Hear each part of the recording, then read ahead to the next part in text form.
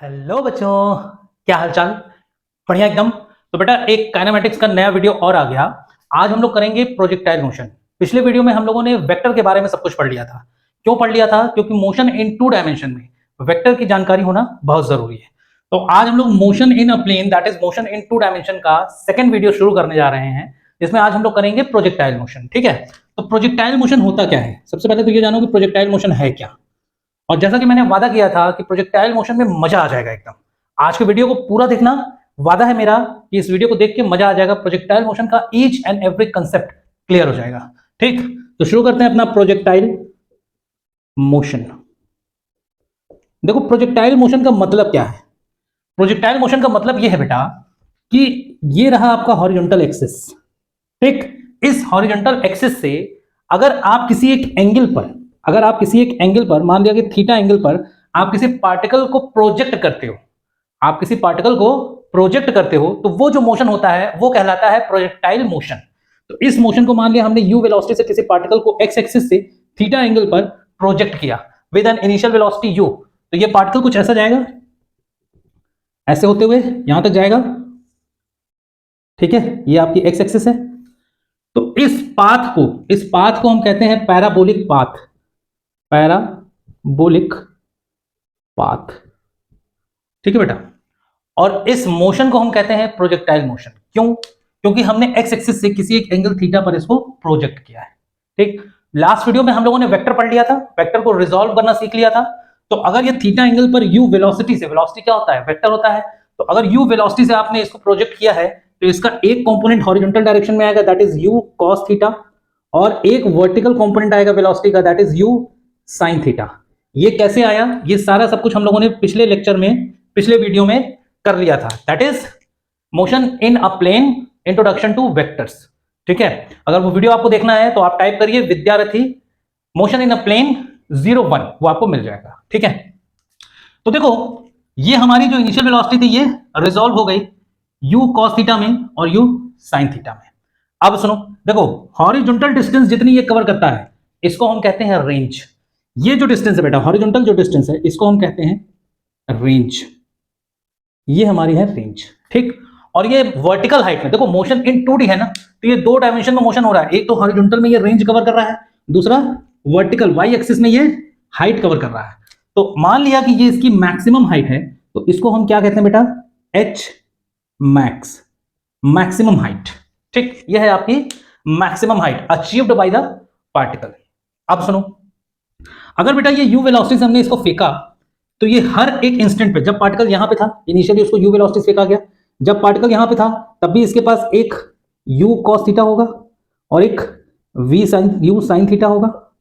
ठीक, जब पार्टिकल यहां पे होगा तब भी उसके पास दो वेलोसिटी होंगी, एक u cos थीटा होगा और एक u sin थीटा होगा। एक चीज ये ध्यान रखना बेटा कि पार्टिकल जैसे जैसे मोशन कर रहा है वैसे वैसे उसकी वर्टिकल जो वेलोसिटी है वो कम होती जाएगी। क्यों? क्योंकि इसमें नीचे की तरफ कंटिन्यूअस -g का एक्सेलरेशन लग रहा है। पार्टिकल ऊपर की तरफ जिस भी वेलोसिटी से जा रहा है u sin थीटा से अगर जा रहा है तो इस u sin थीटा को लगातार ग्रेविटी कम करती जा रही है। मोशन ऊपर हो रहा है, ग्रेविटी नीचे लग रही है, मतलब इस टाइम पे जो ग्रेविटी है वो रिटार्डेशन का काम कर रही है और इस वेलोसिटी को ये लगातार घटाती जा रही है। ठीक है, तो देखो यहाँ पे u sin थीटा का वेक्टर इतना बड़ा था, यहाँ पे u sin थीटा का वेक्टर इतना बड़ा था, यहाँ पे u sin थीटा का वेक्टर इतना बड़ा, मतलब वेक्टर की फॉर्म में हम इसको धीरे धीरे कम करते जा रहे हैं। ठीक, अच्छा हॉरिजॉन्टल डायरेक्शन में क्या कोई एक्सेलरेशन या रिटार्डेशन लग रहा है? नहीं। तो इसलिए जो u cos थीटा है वो यहां भी वही होगा, यहां भी वही होगा, यहां भी वही होगा। Through out the motion horizontal component of velocity नहीं बदलती, लेकिन वर्टिकल कंपोनेंट ऑफ वेलोसिटी लगातार बदलती रहती है। तो अब देखो ये जो पॉइंट है, मान लिया ये इनिशियल पॉइंट ए है और ये बी पॉइंट है और ये सी पॉइंट। ठीक है, तो बेटा बी पॉइंट पर जिस इंस्टेंट पर ये अपनी मैक्सिमम हाइट अचीव करेगा, क्या उस इंस्टेंट पे इसकी वर्टिकल वेलोसिटी 0 हो चुकी होगी? वर्टिकल कंपोनेंट ऑफ वेलोसिटी 0 हो चुकी होगी, तभी तो अब ये ऊपर जाना बंद कर दिया। अब ये धीरे धीरे नीचे आना शुरू करेगा। ठीक, क्यों? क्योंकि इसकी वर्टिकल कंपोनेंट ऑफ वेलोसिटी को ग्रेविटी ने घटाते यहां पे आते आते 0 कर दिया। अब इस इंस्टेंट पे इसके पास सिर्फ और सिर्फ एक हॉरिजॉन्टल वेलोसिटी बचेगी that is u cos theta. u cos theta, u sin theta वाला कंपोनेंट एकदम 0 हो चुका है। अब जब पार्टिकल यहां से यहां पहुंचेगा इस इंस्टेंट पे, तो अभी भी इसके पास हॉरिजॉन्टल वेलोसिटी तो है u cos थीटा, लेकिन ग्रेविटी ने जिस वेलोसिटी को घटाया था, अब वो ग्रेविटी जीरो तो कर चुकी है, अब उस वेलोसिटी को नीचे ले जाएगी। मतलब इस इंस्टेंट पे अब इसके पास एक नीचे वेलोसिटी आ जाएगी, that is u sin theta. अभी तक u sin थीटा का कंपोनेंट ऊपर था, अब u sin थीटा का कंपोनेंट नीचे आ गया। भाई एक वेलोसिटी नीचे है तभी तो पार्टिकल धीरे धीरे धीरे धीरे नीचे भी गिर रहा है, आगे भी बढ़ रहा है और नीचे भी गिर रहा है। देखो ये जो बी पॉइंट है ना बेटा, ये मिरर सिमेट्री मान लो इसको। तो इसके इस तरफ पार्टिकल आगे भी बढ़ रहा था, ऊपर भी जा रहा था, इसके इस तरफ पार्टिकल आगे भी बढ़ रहा है और नीचे भी गिर रहा, तभी तो ये कर्विक फॉर्म बन रहा। तो यहां पे u sin थीटा, यहां पे आएगा पार्टिकल तो फिर से हॉरिजॉन्टल, तो उसके पास u cos थीटा ही होगा, ठीक है। लेकिन वर्टिकल कंपोनेंट ऑफ वेलोसिटी फिर से बढ़ जाएगी, इससे थोड़ा बड़ा वेक्टर बनेगा, यहां पे वेलोसिटी फिर बढ़ जाएगी u sin थीटा, ठीक है। यहां पे वेलोसिटी फिर से कितनी हो जाएगी बेटा, यहां पे वेलोसिटी फिर से बढ़ के कुछ वैल्यू बढ़ा लेगी अपनी, और कितनी हो जाएगी u sin थीटा। और फाइनली जब यहां पे पार्टिकल आ जाएगा तो फिर से यहां पे x डायरेक्शन में क्या हो जाएगा उसके पास u cos थीटा, और यहां पर u sin थीटा। अब यहां पे नोट करने वाली बात क्या है कि बेटा ये इंस्टेंट जो c है ग्राउंड लेवल पे, अगर जमीन की हम बात करें तो ये जो c पॉइंट है और ये जो a पॉइंट है, ये दोनों एक ही लेवल पे है। x एक्सिस में ग्राउंड अगर इसको हम मान लें तो ग्राउंड पे c और a, ये दोनों के दोनों पॉइंट एक ही लेवल पे हैं, ठीक। इसका मतलब a पॉइंट पे जो भी वेलोसिटी थी एग्जैक्टली वही वेलोसिटी c पॉइंट पे भी होगी, बट अपोजिट इन डायरेक्शन, ठीक। तो यहां पे u cos थीटा की वैल्यू जो भी आई थी u cos थीटा वही होगा, यहां पर u sin थीटा की वैल्यू जो भी थी u sin थीटा भी वही होगा, यहां पे इसकी रिजल्टेंट वेलोसिटी u जो भी थी थीटा एंगल पर, मान लिया u वेलोसिटी थी थीटा एंगल पर, तो यहां पे भी रिजल्टेंट वेलोसिटी u ही होगी और हॉरिजॉन्टल से थीटा एंगल ही बना रहा होगा। जितना एंगल ये होगा उतना ही एंगल ये भी होगा। अगर ये 45 का है तो ये भी 45 का होगा, अगर ये 30 का है तो ये भी 30 का होगा। कहने का मतलब ये कि ये जो पॉइंट है ना बी पॉइंट, बेटा ये पॉइंट प्रोजेक्टाइल मोशन में बड़ा इंपॉर्टेंट होता है, ये वाला पॉइंट बड़ा इंपॉर्टेंट है, ठीक। इसके अबाउट प्रोजेक्टाइल मोशन को अगर तुम ध्यान से देखो तो इनवर्स इमेज होती है। इनवर्स क्यों बोल रहा हूं, उल्टी इमेज होती है। क्यों? क्योंकि जो कंपोनेंट वर्टिकल है अपवर्ड, वही कंपोनेंट वर्टिकल हो जाता है डाउनवर्ड, लेकिन इक्वल होता है, हर इंस्टेंट पे इक्वल होता है, ध्यान रखना, ठीक है। तो प्रोजेक्टाइल मोशन को एक्चुअली में अगर देखा जाए तो सिर्फ इतना पार्ट पढ़ना चाहिए, यहां से लेके यहां तक, हाफ पार्ट अगर आपने पढ़ लिया प्रोजेक्टाइल मोशन को तो एक्चुअली बचा हुआ हाफ पार्ट भी आप पढ़ चुके हो। क्यों? क्योंकि इसका जस्ट इन्वर्ट इमेज ही तो है, इन्वर्टेड इमेज ही तो है। जो कुछ यहां होगा वही सब कुछ यहां होगा, बस उसका रिवर्स होगा। हॉरिजॉन्टल कंपोनेंट में कोई दिक्कत नहीं है, वो वैसे का वैसे ही रहेगा, सिर्फ इन्वर्ट क्या होगा, वर्टिकल कंपोनेंट।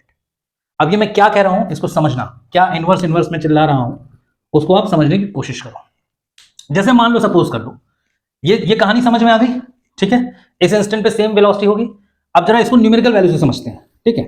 पहले प्रोजेक्टाइल मोशन समझ लो बेटा, उसके बाद ये तीन फॉर्मूले आपके होते हैं, H max, time of flight और रेंज, वो तो हलवा है। पहले प्रोजेक्टाइल मोशन को फील कर लो, क्या होता है प्रोजेक्टाइल मोशन। सुनो, मान लिया हमने कि ये एक्स एक्सिस है और यहां पे मैंने पार्टिकल को 5 मीटर पर सेकंड की इनिशियल वेलोसिटी दे दी, 5 मीटर पर सेकंड की इनिशियल वेलोसिटी दे दी at an angle of 37 degree, at an angle of 37 degree. अब ये ध्यान रखना बेटा, दो ट्राइंगल बड़े इंपॉर्टेंट होते हैं। जैसे ही आप मोशन इन 2D में आओगे आपको दो ट्राइंगल रट लेने चाहिए। 10th तक आपने 0 degree, 30 degree, 45 degree, 60 degree, 90 degree रटा था। अब दो ट्राइंगल्स और रटो, एक है आपका 37 डिग्री और एक ट्राइंगल है आपका 53 डिग्री। ये दो ट्राइंगल बड़े इंपॉर्टेंट होते हैं बेटा, फिजिक्स में ये दो एंगल बड़े इंपॉर्टेंट है, 37 और 53। तो बेटा अगर ये 37 है और ये 53 है तो 37 छोटा है ना 53 से, तो यहां पर 3 हो जाएगा, ये 4 हो जाएगा, ये बड़ा है तो यहां पे 4 हो जाएगा, ये 3 हो जाएगा, ये कितना होगा 5। क्या मैं कह रहा हूं 3 और 4 में बड़ा कौन है? 5 तो सबसे बड़ा है, तो वो तो हाइपोटेन्यूज होगा, ये तो पता ही है ना, राइट एंगल ट्रायंगल का सबसे बड़ा साइड हाइपोटेन्यूज होता है, तो 5 तो दोनों में हाइपोटेन्यूज ही होगा। सिर्फ फर्क ये है कि कौन सा परपेंडिकुलर होगा, कौन सा बेस होगा। तो बेटा जब भी 37 डिग्री की बात करोगे तो 37 छोटा है 53 से, तो 3 छोटा है 4 से, छोटे के सामने छोटा, बड़े के सामने बड़ा, 53 के आगे 4, 37 के आगे 3। तो अगर 3 यहां है तो 4 यहां होगा, और अगर 4 यहां है तो 3 यहां होगा। ये दो ट्राइंगल जरूर से याद कर लेना। पाइथागोरियन ट्रिपलेट है ना, ये 3 4 5 क्या है, पाइथागोरियन ट्रिपलेट। तो 37 और 53 याद कर लेना, पाइथागोरियन ट्रिपलेट में बनता है ये।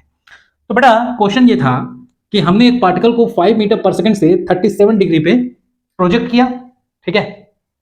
आप इसकी वेलोसिटी बताइए, find velocity after 1 second, 1 second के बाद इसकी वेलोसिटी बताओ क्या होगा, पहली बात तो ठीक। तो 1 सेकेंड के बाद पार्टिकल कहां होगा हमें नहीं पता, हम नहीं जानते पार्टिकल कहां होगा, हम ये जानते हैं कि साहब ये पार्टिकल कुछ ऐसा होगा, ऐसा ऐसा पाथ फॉलो करेगा, ठीक है, ये पार्टिकल ऐसा कुछ पाथ फॉलो करेगा, ये एक्स एक्सिस है, ठीक। तो भाई अगर ये 37 पे प्रोजेक्ट किया गया तो इसका पहले हॉरिजॉन्टल कंपोनेंट निकालो, ये क्या होगा 5 cos 37 और ये कंपोनेंट क्या होगा 5 sin 37, ठीक है, आ रही बात समझ में। अच्छा तो हमें 1 सेकंड के बाद वेलोसिटी निकालनी है इसकी। अब एक चीज ये बताओ बेटा कि cos 37 डिग्री की वैल्यू क्या होगी, 37 का ट्रायंगल ये है, cos थीटा क्या होता है बेस अपॉन हाइपोटेन्यूज, तो बेस है 4 का, हाइपोटेन्यूज है 5 का, 4/5 cos 37 की वैल्यू हो जाएगी। तो cos 37 की जगह पे हम क्या 4/5 लिखते हैं, 5 से 5 कट गया, that is 4 metre per second. क्या ये हॉरिजॉन्टल वेलोसिटी आ गई, ये हॉरिजॉन्टल वेलोसिटी आ गई, बोलो। सिमिलरली sin 37 की वैल्यू बताओ जरा, sin 37 की value perpendicular upon hypotenuse that is 3/5, तो यहां पे इसकी जगह पे 3/5 लिख दो, 5 से 5 कट गया 3 आ जाएगा। हाँ तो इसका मतलब क्या है कि वर्टिकल डायरेक्शन में जो वेलोसिटी है वो 3 मीटर पर सेकंड है और हॉरिजॉन्टल डायरेक्शन में जो वेलोसिटी है वो 4 मीटर पर सेकंड है। मोशन 2 डायमेंशन में चल रहा है, एक तो हॉरिजॉन्टल चल रहा है, एक वर्टिकल चल रहा है। हमको वेलोसिटी बतानी है आफ्टर 1 सेकंड, तो देख लो 1 सेकंड में हॉरिजॉन्टल वेलोसिटी क्या हो जाएगी और वर्टिकल वेलोसिटी क्या हो जाएगी, देख लो, कैलकुलेट कर लो। तो इसके लिए क्या करेंगे बेटा, एक्स एक्सिस और वाई एक्सिस, दो एक्सिस में मोशन हो रहा है तो दोनों एक्सिस में हमने मोशन को तोड़ दिया। अब पहले एक्स एक्सिस की बात कर लें, एक्स एक्सिस में इनिशियल वेलोसिटी क्या है u है और इसकी वैल्यू क्या है 4 मीटर पर सेकंड। क्या एक्स एक्सिस में कोई एक्सेलरेशन है, नहीं, ए एक्स 0 है, ये यू एक्स है। टाइम कितना है, टाइम है 1 सेकंड का। तो जरा वी एक्स निकालो, final velocity in X direction, V X equals to U X, V equals to U plus 80, हाँ V equals to U plus 80, तो V X equals to U plus 80, A तो 0 है तो ये पूरा का पूरा टर्म 0 हो जाएगा। तो फाइनल वेलोसिटी वही होगी जो इनिशियल वेलोसिटी थी, मतलब यहां से वी एक्स क्या आ जाएगा 4 metre per second. Horizontal direction में जो वेलोसिटी शुरुआत में थी 1 सेकंड के बाद भी वही वेलोसिटी होगी, यही तो मैं कह रहा था ना कि हॉरिजॉन्टल डायरेक्शन की वेलोसिटी चेंज नहीं होगी, 4 मीटर पर सेकंड अभी भी है। अब जरा वर्टिकल की बात कर लेते हैं, वर्टिकल में इनिशियल वेलोसिटी क्या है, यू वाई की वैल्यू है 3 मीटर पर सेकंड, ठीक है साहब।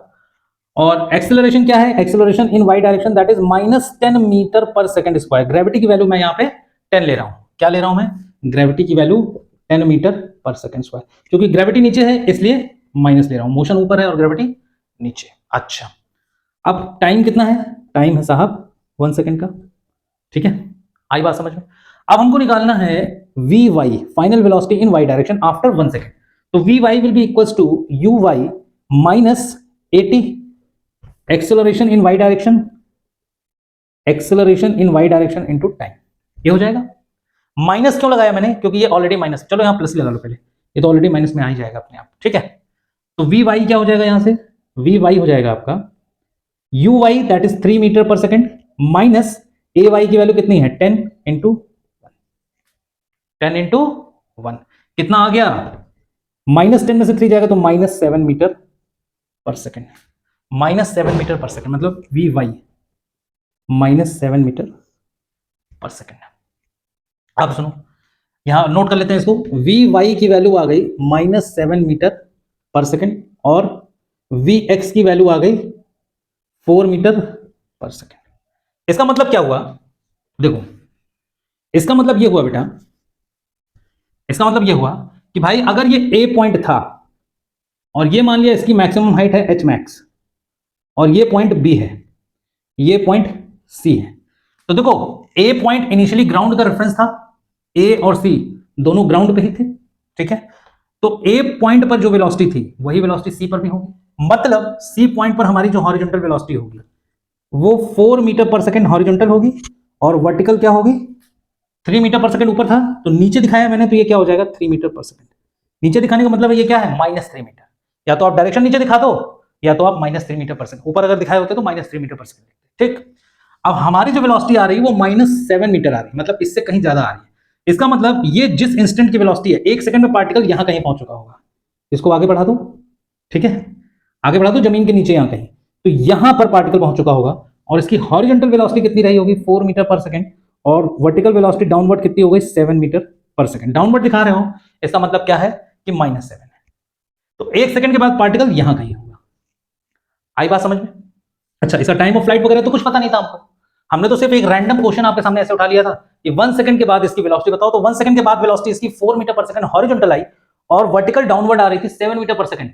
Initial velocity 3 metre per second थी, उससे कहीं ज्यादा आ रही थी अपोजिट डायरेक्शन में। इसका मतलब है पार्टिकल ग्राउंड लेवल से भी नीचे जा चुका है, तभी तो जो वर्टिकल कंपोनेंट था वो इनिशियल कंपोनेंट से कहीं ज्यादा आ रहा था।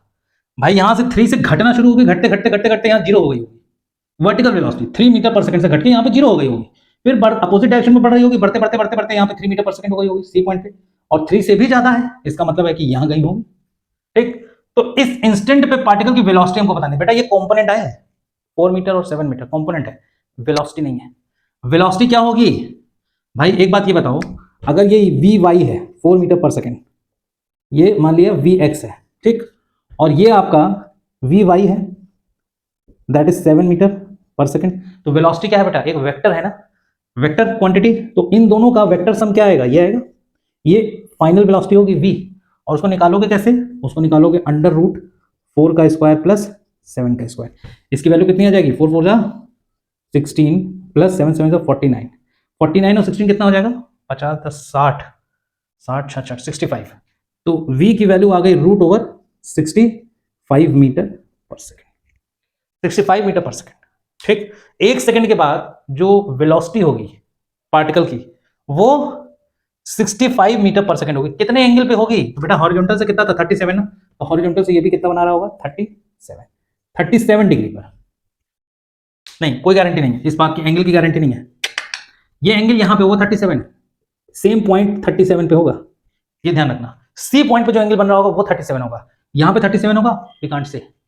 एंगल अगर हमें निकालना है तो कैसे निकालेंगे, tan थीटा, tan थीटा क्या बताता है डायरेक्शन, तो y component upon x component 7/4, तो ये होगा एंगल, इसका मतलब है theta will be equals to tan inverse 7/4। ये एंगल कितना होगा, वेलोसिटी ये है ना, इसका ये वाला एंगल जो होगा वो होगा tan इनवर्स 7/4, ये एंगल होगा, और इसकी वैल्यू क्या होगी, v की वैल्यू क्या होगी √65 मीटर पर सेकंड। दिख रहा है कैमरे में, एक मिनट, ठीक है दिख रहा है, ठीक है बेटा, तो ये समझ में आ गई बात। तो ये था फील प्रोजेक्टाइल मोशन को पढ़ने का। यार देखो 3 फॉर्मूले रटना बड़ी बात नहीं है, टाइम ऑफ फ्लाइट निकालना, एच मैक्स निकालना, रेंज निकालना, ये सब कोई बहुत बड़ी बात नहीं, इक्वेशन ऑफ ट्रैजेक्टरी निकालना कोई बड़ी बात नहीं है। पहले हम फील तो कर लें प्रोजेक्टाइल मोशन में हमें पढ़ना क्या है, पहले वो तो फील कर लें, उसके बाद हम प्रोजेक्टाइल मोशन के क्वेश्चन को यूं उड़ा देंगे हवा में। अगर इसका फील आ गया तो यूं उड़ाओगे हवा में क्वेश्चन को, ठीक है। और एक चीज सुनो, यहीं पे एक चीज और सुनो, जैसे अब हमें ये नहीं पता था कि इसका टाइम ऑफ फ्लाइट क्या है, मान लिया कि यहां से किसी एक टाइम टी पर इसकी वेलोसिटी यहां पर कुछ है, ये 4 मीटर पर सेकंड हॉरिजॉन्टल आई है, तो 4 मीटर पर सेकंड हॉरिजॉन्टल यहां पे भी आएगी, ठीक है। यहां से यहां तक जाने में कितना टाइम लगा, टी टाइम, कितने टाइम की बात कर रहे हैं, टी टाइम की बात कर रहे हैं, टी कुछ भी हो सकता है, ठीक है। और ये 3 से घट रहा है, तो घटते घटते घटते मान लिया इस इंस्टेंट पर ये 2 मीटर पर सेकंड रह गया, मान लिया कि 3 से घट के ये 2 मीटर पर सेकंड रह गया, ठीक, ये टाइम टी है। अच्छा, तो बेटा जब ये 0 है ना, ये 0 है, यहां से टी टाइम के बाद तो एग्जैक्टली ये पॉइंट और ये पॉइंट एक दूसरे के मिरर इमेज होंगे, इन्वर्टेड फॉर्म में। इसका मतलब इस पॉइंट के एग्जैक्टली अपोजिट इस पॉइंट पे भी वेलोसिटी कितनी होगी 4 मीटर पर सेकंड हॉरिजॉन्टल होगी, और वर्टिकल डाउनवर्ड आ जाएगी that is 2 metre per second, 2 metre per second. ये टाइम क्या होगा, यहां लैंड करने से टी सेकंड पहले का टाइम होगा, यहां लैंड करने से टी सेकंड पहले का। वर्टिकल से बात नहीं कर सकते हम, इनिशियल से बात किए थे तो फाइनल से ही बात करनी होगी, क्योंकि ए का रेफरेंस पॉइंट क्या है सी, तो सी से सी पे लैंड करने से पहले टी टाइम सेकंड, टी जो भी सेकंड हो, जितना भी सेकंड हो, उतने सेकंड पहले जो पार्टिकल की वेलोसिटी होगी वो हॉरिजॉन्टल तो सेम होने वाली है 4 मीटर पर सेकंड, और वर्टिकल जो है वो 2 मीटर पर सेकंड ही होगी। अगर टी सेकंड के बाद पार्टिकल की वेलोसिटी इस इंस्टेंट पे 4 मीटर पर सेकंड हॉरिजॉन्टल है और 2 मीटर पर सेकंड वर्टिकल है, ठीक है। समझ में आया, फील समझ में आया, प्रोजेक्टाइल का फील समझ में आया कि प्रोजेक्टाइल है क्या। प्रोजेक्टाइल को आपको सिर्फ यहां तक पढ़ना है, इतना, अगर इतना आपने पढ़ लिया हाफ पार्ट, तो बचा हुआ हाफ पार्ट आप सिमेट्री से कर सकते हो, ठीक है। आगे बात समझ में, देखो अगर यहाँ की वेलोसिटी हमें पता थी तो एग्जैक्टली इतने टी टाइम के बाद यहां पर यही वेलोसिटी होगी, सिमेट्री से तो निकला ये, ठीक है। तो ये था फील आपका प्रोजेक्टाइल मोशन का, ठीक। अब हम लोग जरा वो 3 आपके बेसिक इक्वेशंस जो हैं उनकी भी बात कर लेते हैं, डिराइव कर लेते हैं उसको, वो कैसे डिराइव होता है देख लेते हैं। देखो पहला फॉर्मूला क्या है टाइम ऑफ फ्लाइट का, तो एक जनरल केस बना लेते हैं, प्रोजेक्टाइल मोशन का एक जनरल केस देख लेते हैं हम लोग, उसी पे हम लोग तीनों के तीनों फॉर्मूले डिराइव कर लेंगे। ये हमारा एक प्रोजेक्टाइल है, ठीक है, और ये एक्स एक्सिस है, ये u वेलोसिटी से हमने फेंका इसको थीटा एंगल पर, यहाँ पे आ गया u cos थीटा और यहाँ पे आ गया हमारा u sin थीटा, ठीक। ये हमारी मैक्सिमम हाइट मान ली, ये a पॉइंट है, ये b पॉइंट है, ये c पॉइंट है और ये है हमारा h मैक्स, ठीक। अब देखो यहां पर अभी अभी हम लोगों ने डिस्कस किया था सिर्फ हॉरिजॉन्टल कंपोनेंट ऑफ वेलोसिटी होगी u cos theta, vertical component of velocity 0 हो जाएगी। तो अभी अभी मैंने बताया ना कि इसके अबाउट सिमेट्री होता है बेटा, ये जो मैक्सिमम हाइट है इसके अबाउट सिमेट्री होता है।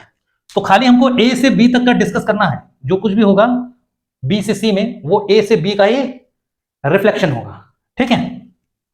तो टाइम ऑफ फ्लाइट निकाल लेते हैं पहले, time of flight. Time of flight क्या होता है, मतलब पार्टिकल जब यहां से फेंका गया तो वो कितनी देर हवा में रहा, उसको हम कहते हैं टाइम ऑफ फ्लाइट, और इसको रिप्रेजेंट करते हैं बेटा कैपिटल टी से, कैपिटल टी से इसको रिप्रेजेंट करते हैं, ठीक। तो हम लोग करेंगे क्या कि पहले ए से बी तक का टाइम ऑफ फ्लाइट निकालेंगे, ए से बी तक कितनी देर वो हवा में रहा, जितनी देर वो ए से बी तक हवा में था उतनी ही देर वो बी से सी तक में भी हवा में रहेगा।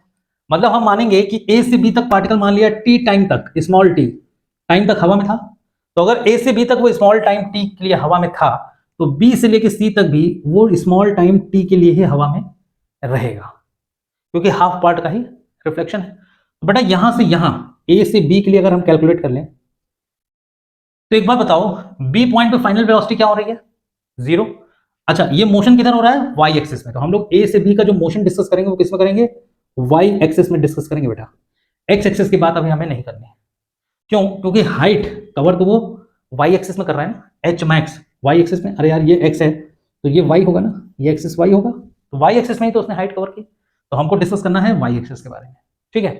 तो वाई एक्सिस में क्या हो जाएगा final velocity in Y direction v y equals to 0, b point पे पहुंच के उसकी फाइनल वेलोसिटी 0 हो रही है। इनिशियल वेलोसिटी क्या है u y, initial velocity in Y direction क्या है that is u sine theta, ठीक है। ए से बी तक पहुंचने में उसको टाइम कितना लग रहा है T equals to small T second, okay.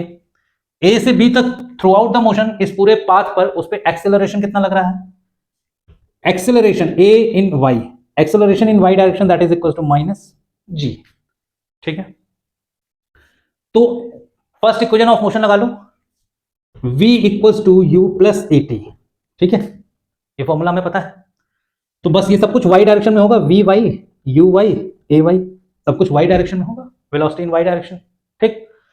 तो final velocity in y direction 0 है, okay. Initial velocity in y direction है u sine theta plus acceleration है माइनस जी का इनटू स्मॉल टी, तो माइनस जी टी जब इधर आएगा तो प्लस हो जाएगा, that is G T will be equals to you sine theta, T will be equals to you sine theta by जी, ठीक। अब यहां से यहां तक का टाइम आ गया u sine theta by g, तो यहां से यहां तक का टाइम भी u साइन थीटा बाई जी ही होगा। तो इसका मतलब है जो टोटल टाइम ऑफ फ्लाइट है क्या वो 2u साइन थीटा बाई जी होगा, होगा, अच्छी बात है साहब। अब एक चीज और ध्यान रखना बेटा, ये जो u साइन थीटा है, ये जो u साइन थीटा है ये एक्चुअली है क्या initial component of velocity in y direction, ठीक है। तो बेटा ये जो आया u साइन थीटा, यहां पे 2u साइन थीटा बाई जी जो आया है, तो इसको ऐसे भी याद रखना, एक फॉर्मूला तो ये है ही है, ठीक है, लेकिन इसको ऐसे भी याद रखना कि 2u बाई जी, मतलब time of flight is equal to 2 into vertical component of initial velocity by जी, ये फॉर्मूला भी याद रखना, ये फॉर्मूला भी बेटा याद रखना, ठीक है। 2u साइन थीटा बाई जी और 2u वाई बाई जी, इस फॉर्म में भी इसको याद रखना। क्यों ये बता रहा हूं मैं, क्योंकि कंपटीशन में नीट में जेई में कभी कभी डायरेक्ट इस फॉर्मूले पे बेस्ड क्वेश्चन आ जाते हैं। ठीक है, तो परेशान मत हो, अभी उस तरीके के क्वेश्चन भी कराएंगे, लेकिन अभी पहले चीजें जान तो लो। ठीक है, तो ये हो गया आपका टाइम ऑफ फ्लाइट। अब हम लोग बात कर लेते हैं जरा एच मैक्स की। ठीक है, एच मैक्स क्या होता है? अब हम लोग बात करने जा रहे हैं एच मैक्स की, जिसको हम लोग कहते हैं मैक्सिमम हाइट। इसको हम लोग रिप्रेजेंट करते हैं बेटा एच मैक्स, एच मैक्स है। ठीक, अब देखो ये मैक्सिमम हाइट भी तो वाई एक्सिस में ही, भाई पार्टिकल वाई एक्सिस में ही तो एच मैक्स कवर करा ना, हॉरिजॉन्टल में तो वो ग्राउंड पे ही है, वाई एक्सिस में ही एच मैक्स होगा। इसका मतलब ये मोशन भी वाई एक्सिस में ही हमको कंसीडर करना है। कहां से कहां तक कंसीडर करना है? तो ए पॉइंट से लेके साहब बी पॉइंट तक आप कंसीडर कर लीजिए। बी पॉइंट पे ही पार्टिकल अपने एच मैक्स पोजीशन पे पहुंच जाता है। तो ए पॉइंट से बी पॉइंट तक हमको मोशन को कंसीडर करना है। ठीक, तो वाई एक्सिस में क्या क्या गिवन है देख लेते हैं। वाई एक्सिस में बी पॉइंट पर क्या फाइनल वेलोसिटी जीरो होगी, दैट इज फाइन वेलोसिटी का final component in Y direction will be equal to zero, v Y will be equal to zero. Initial component velocity का y direction में u y will be equal to you sine theta. ठीक, acceleration a y क्या है? Minus G का है। ठीक, यहां से यहां तक पहुंचने में टाइम कितना लगा है? तो यहां से यहां तक पहुंचने में स्मॉल टी टाइम लगा है। कैपिटल टी वो तो 2 टाइम मल्टीप्लाई किया गया था ना, क्यों? क्योंकि पार्टिकल ए से सी तक के लिए निकाले थे हमने टोटल टाइम ऑफ फ्लाइट। पहले ए से बी तक में टी लगा, फिर बी से सी तक में टी लगा, तो टी और टी 2t। लेकिन हमें तो सिर्फ ए से बी तक की बात करनी है, इसलिए हम सिर्फ टी की बात करेंगे।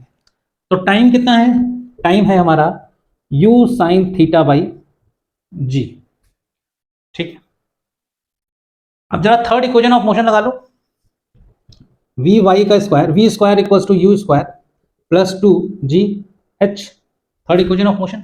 हाँ, फाइनल वेलोसिटी जीरो हो रही है, initial velocity u sine theta है, इसका स्क्वायर करो जरा, u square sine square theta plus 2 into gravity कितनी है minus g into h max. ये माइनस यहां से हटेगा, यहां आएगा तो इसको क्या कर देगा? माइनस कर देगा। माइनस 2gh मैक्स इधर आ जाएगा, 2gh max will be equals to u square sine square theta.